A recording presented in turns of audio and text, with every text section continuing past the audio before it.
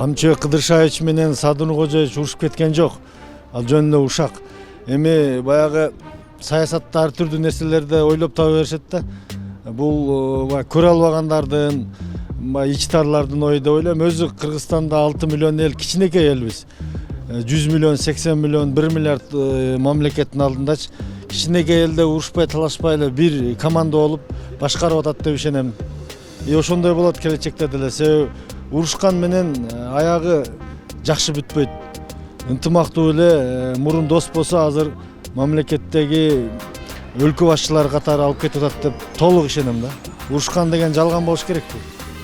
Жок, ОК мен өткөн кайсы күнү барганымда эле ОК жакшынакай болуп сүйлөшүп эле отурду. Мен кошо отурдум, ал жалган.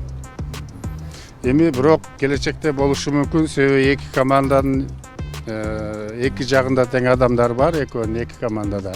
Анан алар айтышат да ким чечет муну деп. Ошондуктан мындай маселелер келечекте болуп калышы мүмкүн да. Бүгүн жок ал.